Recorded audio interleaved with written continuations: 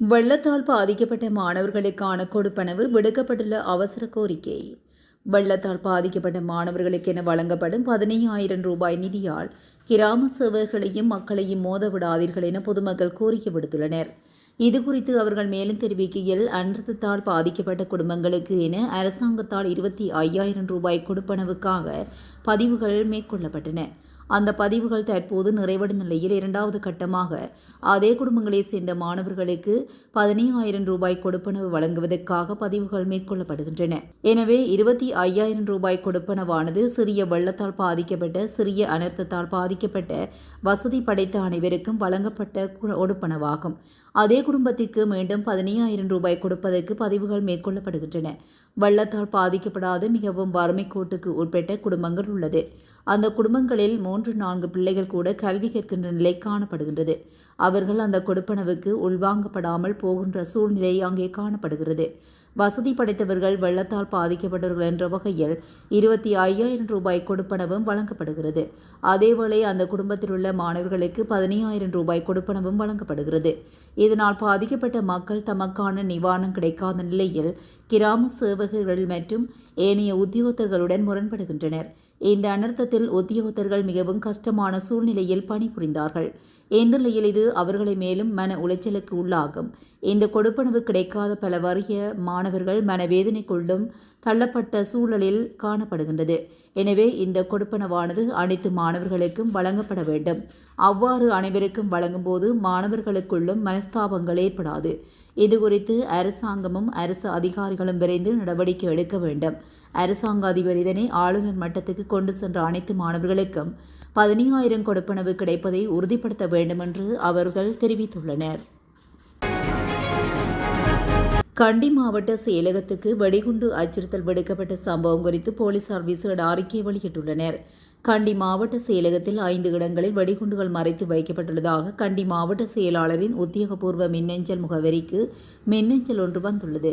இதையடுத்து கண்டி போலீஸ் பிரிவுக்கு பொறுப்பான சிரேஷ்ட போலீஸ் அதிகாரிக்கு அறிவிக்கப்பட்ட நிலையில் கண்டி போலீஸ் நிலைய அதிகாரிகள் குழு விரைந்து செயல்பட்டு சோதனை நடவடிக்கை ஆரம்பித்தனர். இதற்காக போலீஸ் மோப்ப நாய் பிரிவு, போலீஸ் சிறப்பு அதிரடிப்படை, வெடிகுண்டு செயலிழப்பு பிரிவு மற்றும் இராணுவ வெடிகுண்டு செயலிழப்பு பிரிவு ஆகியவை வரவழைக்கப்பட்டு சோதனை நடவடிக்கை மேற்கொள்ளப்பட்டுள்ளன. இருப்பினும் நேற்று காலை முதல் முன்னெடுக்கப்பட்ட சோதனை நடவடிக்கையின் போது எந்த வெடிப்பொருட்களும் கண்டுபிடிக்கவில்லை என்றும் போலீசார் கூறியதுடன் சம்பவம் தொடர்பான தேடல் நடவடிக்கைகள் இன்னும் தொடர்ந்து நடைபெற்று வருவதாக அறிக்கையில் மேலும் குறிப்பிட்டுள்ளனர். டெட்பா சூறாவளி போன்று எதிர்காலங்களிலும் பாரிய சூறாவளி ஏற்படலாம் என ஆஸ்திரேலியாவின் மேற்கு பல்கலைக்கழகத்தின் பேராசிரியர் சரித்த பட்டியராஜி தெரிவித்துள்ளார். பேராசிரியர் சரித்த பட்டியராஜி இலங்கையில் சுனாமி ஏற்படுவதை முன்கூட்டியே அறிந்து கொள்வதற்கான திட்டத்தை உருவாக்கியவர். அத்துடன் கடல்சார் ஆராய்ச்சிக்கான அறிவியல் பட்டம் பெற்றுக்கொண்ட முதல் இலங்கை பேராசிரியரும் ஆவார். மேலும் ஆஸ்திரேலியாவில் சிறந்த விஞ்ஞானிக்கான பட்டத்தை பெற்றுக்கொண்டவர். இணையத்தினூடாக கலந்து கொண்டு கருத்து தெரிவிக்கும் போதே அவர் இதனை தெரிவித்துள்ளார். இதனைத் தொடர்ந்து பேசிய அவர், வங்களா விரிகுடாவில் நவம்பர் மாதங்களில் தாளமுக்கம் ஏற்படுவது வழமையாகும். அது சில நேரம் சூறாவளியாக மாற்றமடையும். இம்முறையும் வங்களா விரிகுடாவில் நவம்பர் மாதத்தில் 2 தாளமுக்கம் ஏற்பட்ட நிலையில் ஒன்று காலியிலும் மற்றையது கமாத்தோட்டையிலும் உருவானது. இந்த இரண்டும் இணைந்தாலே சூறாவளி ஏற்பட்டுள்ளது. அந்த சூறாவளி வடக்கை நோக்கி நகர்ந்த நிலையில் இது மெதுவாக நாட்டை கடந்து செல்லும் தன்மையை கொண்டிருந்ததனால் மழைவீழ்ச்சி அதிகரித்த நிலையில் இந்த காரணங்களாலே பாதிப்பு அதிகமாகியது. இந்நிலையில் எதிர்காலங்களிலும் பாரிய சூறாவளி ஏற்பட வாய்ப்புகள் உள்ளது எனவும் இது தொடர்பில் முன்கூட்டியே பொதுமக்களுக்கு அறிவிக்கக்கூடிய கட்டமைப்பை உருவாக்குவதே சிறந்த தேர்வாகும் என்று அவர் மேலும் குறிப்பிட்டுள்ளார். தலவாக்கலை பிரதேச செயலகத்துக்கு முன்பாக நேற்று காலை ஒருவர் தீக்குளித்து தவறான முடிவெடுத்துள்ளார். இதன் பின்னர் கடுமையான தீக்காயங்களுடன் லெந்துல பிரதேச வைத்தியசாலையில் அனுமதிக்கப்பட்டு பின்னர் மேலதிக சிகிச்சைக்காக நுவரெலியா மாவட்ட பொது வைத்தியசாலைக்கு மாற்றப்பட்டதாக தலவாக்கலை போலீஸ் பொறுப்பதிகாரி தெரிவித்துள்ளார். ஹெட்டன் பகுதியைச் சேர்ந்த குறித்த நபர் மனநலம் பாதிக்கப்பட்டவர் என்றும் தெரிய வந்துள்ளது. தனது 9 வயது மகனுக்கு டெக்கோயா கிளங்கன் வைத்தியசாலையில் பிரதம வைத்திய அதிகாரி தனது மனைவியூடாக போதைப்பொருள் வழங்கி வருவதாக சில அரசு அதிகாரிகளும் வைத்தியரும் இணைந்து தனது பிள்ளைகளை வெளிநாடுகளுக்கு விற்பனை செய்வதற்கு முயற்சிகள் முன்னெடுத்து வருவதாக குற்றம் சுமத்தியுள்ளார். இந்த சம்பவம் தொடர்பிலேயே டிகோயா வைத்தியசாலையில் வைத்திய அதிகாரியிடம் முறைப்பாடு செய்த போதிலும் எந்தவித நடவடிக்கையும் எடுக்கவில்லை என்று அவர் கூறியுள்ளார். இதனைத் தொடர்ந்தே தனது முறைப்பாட்டை நேற்றைய தினம் தலவாக்கலை பிரதேச செயலாளரிடம் ஒப்படைப்பதற்கு வந்த போதிலும் அவர்களும் அதனை ஏற்காததைத் தொடர்ந்து தனது பிரச்சினைக்கு நிரந்தர தீர்வை பெற்றுக் கொடுக்க வேண்டும் என்ற நோக்கத்துடன் தனக்குத்தானே தீ வைத்துக் கொண்டு தற்கொலை முயற்சியில் ஈடுபட்டதாக தெரிவித்துள்ளார். சட்டவிரோதமான முறையில் நாட்டிற்கு கொண்டு வரப்பட்ட 86 லட்சம் ரூபாய் பெறுமதியான பொருட்களுடன் 3 இலங்கை விமான பயணிகள் கைது செய்யப்பட்டுள்ளனர். சந்தேக நபர்கள் நேற்று விமான நிலைய சுங்க அதிகாரிகளால் கைது செய்யப்பட்டுள்ளனர். அவர்கள் நேற்று அதிகாலை 12:30 மணியளவில் துபாயிலிருந்து பிட்ஸ் ஏர் நிறுவனத்துக்கு சொந்தமான AD822 என்ற இலக்க விமானத்திலும் அதிகாலை 1 மணியளவில் தாய்லாந்து பேங்காங்கிலிருந்து ஏர் ஏசியா நிறுவனத்துக்கு சொந்தமான FD140 என்ற இலக்க விமானத்திலும் கட்டுநாயக விமான நிலையத்தை வந்தடைந்துள்ளனர். பண்டிகை காலத்தை இலக்காக கொண்டு கட்டுநாயக விமான நிலைய வருகை முனையத்தின் பசுமை வழித்தடம் பகுதியில் முன்னெடுக்கப்பட்ட விசேட சுற்றி வளைப்பின் போதே அவர்கள் கைது செய்யப்பட்டுள்ளதாக தெரிய வந்துள்ளது. இரத்த காயங்களுடன் பெண் ஒருவரின் சடலம் மீட்கப்பட்டுள்ளது. அனுராதபுரம் மிகிந்தலை புதுக்குளம் பகுதியில் நேற்று முன்தினம் இந்த சடலம் மீட்கப்பட்டுள்ளது. புதுக்குளம் பகுதியைச் சேர்ந்த 58 வயதுடைய பெண்ணே சடலமாக மீட்கப்பட்டுள்ளார். சடலம் பிரேத பரிசோதனைக்காக அனுராதபுரம் வைத்தியசாலையில் வைக்கப்பட்டுள்ளதாகவும் இது தொடர்பான விசாரணைகளை மிகிந்தலை போலீசார் மேற்கொண்டு வருகின்றனர். கொழும்பில் துப்பாக்கிச் சூட்டுக்கு இலக்கான இளைஞர் ஒருவர் சிகிச்சை பெற்று வந்த நிலையில் சிகிச்சை பலனின்றி உயிரிழந்துள்ளார். கல்போவில வைத்தியசாலையில் சிகிச்சை பெற்று வந்த இளைஞரே இவ்வாறு உயிரிழந்துள்ளார். கொழும்பு கிகவெல பகுதியில் கடந்த 22ஆம் தேதி முச்சக்கர வண்டியில் பயணித்துக் கொண்டிருந்த போது மோட்டார் சைக்கிளில் வந்த இனந்தெரியாத இருவர் முச்சக்கர வண்டியை இலக்கு வைத்து கைத்துப்பாக்கியால் 3 தடவைகள் சுட்டுவிட்டு தப்பியோடியுள்ளனர். இந்த தாக்குதலில் இளைஞரின் வலது கை மற்றும் வயிற்று பகுதியில் பலத்த காயங்கள் ஏற்பட்டுள்ளது. உயிரிழந்த இளைஞர் தற்போது வெளிநாட்டில் தலைமறைவாக இருக்கும் அபிஸ்கா என்ற போதைப்பொருள் கடத்தல்காரரின் நெருங்கிய நண்பர் என்பதும் போலீசார் விசாரணையில் தெரிய வந்துள்ளது. நாடளாவிய ரீதியில் போலீசாரால் மேற்கொள்ளப்பட்ட விசேட சுற்றி வளைப்பில் பலர் கைது செய்யப்பட்டுள்ளதாக போலீஸ் ஊடகப் பிரிவு தெரிவித்துள்ளது. குறித்த சுற்றி வளைப்பு நடவடிக்கை நேற்று முன்தினம் முன்னெடுக்கப்பட்டுள்ளது. அதற்கு அமைய 29,539 பேர் பரிசோதனைகளுக்கு உட்படுத்தப்பட்டுள்ளனர். இவர்களில் கைது செய்ய பிறப்பிக்கப்பட்ட பிடியாணைகளுக்கு அமைய 179 பேரும் திறந்த பிடியாணைகளுக்கு அமைய 88 பேரும் கைது செய்யப்பட்டுள்ளனர். இதேவேளை மதுபோதையில் வாகனம் செலுத்திய 322 பேரும் கவனக்குறைவாக வாகனம் செலுத்திய 36 பேரும் கைது செய்யப்பட்டுள்ளனர். அத்துடன் பிற போக்குவரத்து குற்றங்களுக்காக 4414 பேர் கைது செய்யப்பட்டுள்ளதாகவும் போலீஸ் ஊடகப் பிரிவு வெளியிட்டுள்ள அறிக்கையில் தெரிவிக்கப்பட்டுள்ளது.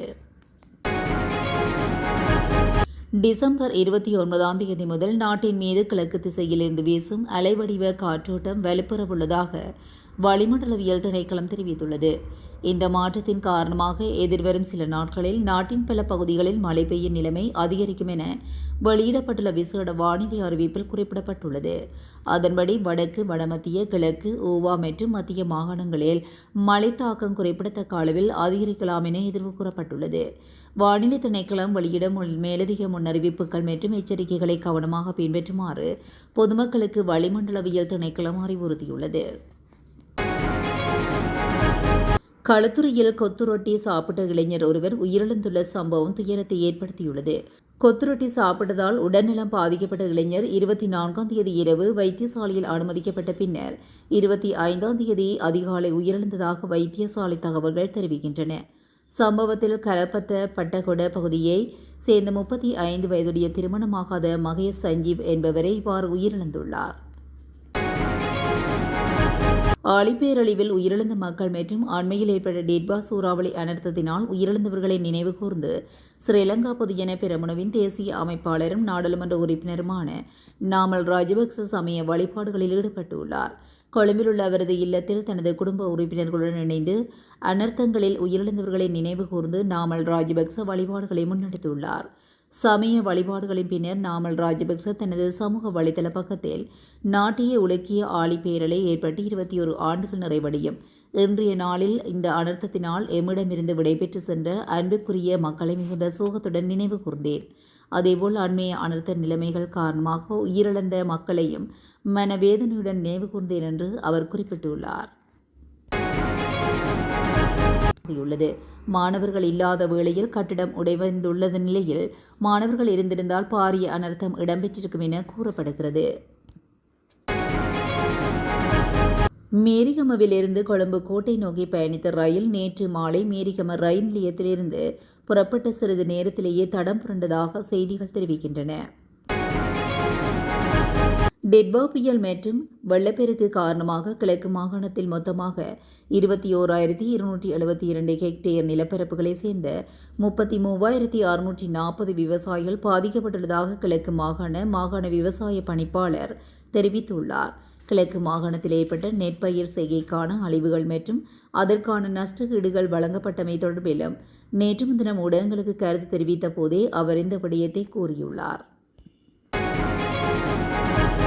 அடுத்த வாரம் முதல் தொடர் வேலைநிறுத்தம் ஒன்றை மேற்கொண்டு பல்கலைக்கழகங்களை முடக்கப் போவதாக பல்கலைக்கழக ஆசிரியர்கள் சங்கம் எச்சரித்துள்ளது. பல்கலைக்கழக ஆசிரியர்கள் சங்கம் சார்பில் அதன் செயலாளர் சாருதத்த இளங்கசிங்க ஊடகங்களுக்கு விடுத்துள்ள அறிக்கையில் இந்த எச்சரிக்கை விடுக்கப்பட்டுள்ளது. பல்கலைக்கழகங்களில் பீடாதிபதிகள் மற்றும் துறைகளின் பிரதானிகளை நீக்கும் அதிகாரம் பல்கலைக்கழக செனட் சபைக்கு சட்டம் ஒன்றின் மூலம் வழங்கப்பட்டுள்ளது. இதனை திருத்தம் செய்யுமாறு பல்கலைக்கழக ஆசிரியர்கள் சங்கம் பல்வேறு தடவைகள் வலியுறுத்தியுள்ளது. இது தொடர்பில் பல்கலைக்கழக விரிவுரையாளர்கள் சங்கத்திற்கும் பிரதமர் கரணி அமரசூரியவுக்கும் இடையில் நடைபெற்ற கலந்துரையாடலின் போது குறித்த சட்டத்தில் திருத்தம் செய்வதாக பிரதமர் வாக்குறுதி அளித்திருந்தார். எனினும் பல்கலைக்கழக மானியங்கள் ஆணைக்குழுவின் தலைவர் பிரதமரின் வாக்குறுதியை மீறும் வகையில் செயல்பட்டு வருவதாகவும், எனவே குறித்த விடயத்தில் உடனடி தீர்வு ஒன்றை வலியுறுத்துவதாகவும் சங்கம் வலியுறுத்தியுள்ளது. அவ்வாறின்றேல் அடுத்த வாரம் முதல் இலங்கையின் சகல பல்கலைக்கழகங்களையும் முடக்கும் வகையில் தொடர் வேலை நிறுத்தம் ஒன்றை மேற்கொள்ளவுள்ளதாக சாருதத்த இளசிங்க தெரிவித்துள்ளார்.